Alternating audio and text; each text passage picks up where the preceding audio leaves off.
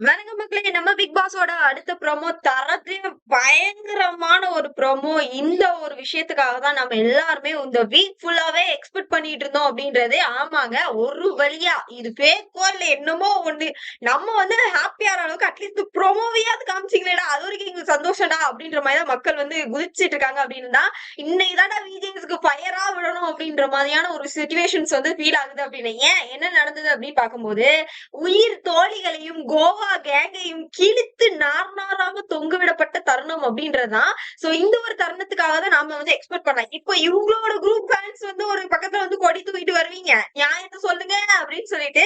இது நியாயம் அப்படின்றதுலாம் இல்ல. உண்மையாவே இந்த வாரம் ஜாக்லினால நிறைய பேரோட கேம் ஸ்பாயில் ஆச்சு அப்படின்றது நம்ம எல்லாருமே பார்த்தோம். சோ அதுக்கு ஒரு வார்னிங்காவது இது இருக்கணும் அப்படின்றத எல்லாரோட எதிர்பார்ப்பு. அதுக்காக அவங்களை ரோஸ்ட் பண்ணி அப்படியே உடச்சு தள்ளிடணும் அப்படின்லாம் நம்ம சொல்ல. சோ நார்மலா இருக்கக்கூடிய ஒரு விஷயங்கள் தான். தப்பு பண்ணா அவங்களுக்கு அட்வைஸ் பண்ணி அவங்களுக்கு கரெக்டான வழியில போக வைக்கணும் அப்படின்றதான். இது ஃப்ரெண்ட்ஷிப் சேர்க்கறதுக்கான இடம் கிடையாது. சோ அததான் அவரும் மீன் பண்றாருன்ற மாதிரி நான் ஃபீல் பண்ணேன். ப்ரோமோலாம் நல்லாதான் இருக்கு. எபிசோட இந்த மாதிரி ரோஸ்டா இருந்ததுன்னா இன்னும் சம்பவம் இருக்கும் அப்படின்றத. ஆனா சௌந்தர்யாவுக்கு பயங்கரமான ரோஸ்ட் விழுந்தது. அதாவது மார்க் பண்ணாங்க இல்லையா, மஞ்சரிய மார்க் பண்ணதா இருக்கட்டும், ராணவ மார்க் பண்ணாங்க. அதுக்கு எல்லாத்துக்குமே கொஞ்சம் ரோஸ்ட் விழுந்தது அப்படின்ற மாதிரி நியூஸஸ் கிடைச்சிருக்கு. சோ இப்ப இந்த ஒரு ப்ரோமோ என்ன அப்படின்னு பாத்தீங்கன்னா, எல்லார்கிட்டயும் கேக்குறாங்க. அதாவது 2 பேரு டெவில் டே 1 டே 2 இந்த ரெண்டுலயுமே ஒழுங்கா ஒர்க் பண்ணாத ஆட்கள் யாரு அப்படின்ற மாதிரி கேட்கும்போது, இவங்க டெவிலா இருந்தா எப்படி இருக்கும் அப்படின்னு பாக்குறதுக்கு நான் ரொம்ப ஆர்வமா இருந்தேன் அப்படின்ற மாதிரி மஞ்சரி சொல்லும் போது, ஐயோ நானும் ஆர்வமா இருந்தேம்மா அப்படின்ற மாதிரி விஜேஎஸ் அவர்கள் சொல்றாரு. சோ அப்போ அடுத்த கட்டம் அப்படின்னு சொல்லி பார்க்கும்போது தர்ஷிகா என்ன சொல்றாங்க, ரொம்ப சேஃப் கேம் ஆன மாதிரி இருந்தது அப்படின்னு சொல்றாங்க. இவங்க எல்லாருமே பேசும்போது கேமரா போக்கஸ் எங்க அப்படின்னு பாத்தீங்கன்னா, நம்மளோட ஜாக்லின் அவர்களுக்கும் சௌந்தர்யா அவர்களுக்கும். சௌந்தர்யா எப்பவும் போல சிரிச்சு ஒரு ஆக்டிங் போட்டுக்கிட்டு இருக்காங்க அப்படின்றது.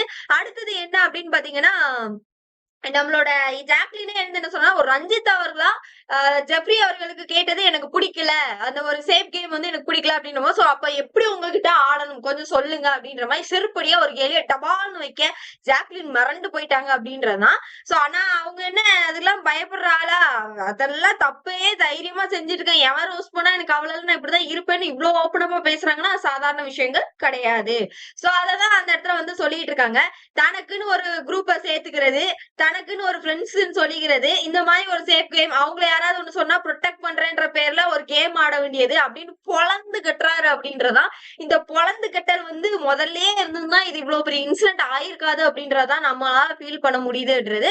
சோ மறக்காம இன்னைக்கான எபிசோட பாருங்க மக்களே. அது நம்ம எக்ஸ்பெக்டேஷனை உடைக்குதோ இல்லையோ பாத்துருவோமே.